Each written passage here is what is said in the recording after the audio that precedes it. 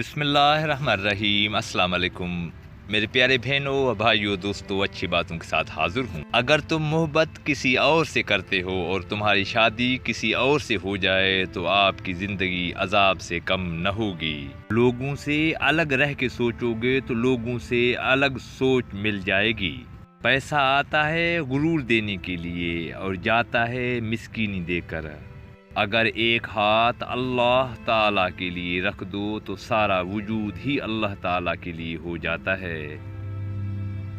نااہل کو اہلیت کا مقام مل جائے تو اس کی جان بھی خطرے میں ہوگی اور ایمان بھی۔ اکثر یہ دیکھا گیا ہے کہ جس عورت کی چھاتی کمزور ہو وہ ہم بستری کے لائق نہیں، اور مرد بھی اس سے ہم بستری نہیں کرنا چاہتا۔ یہ عورت کی کمزوری ہے۔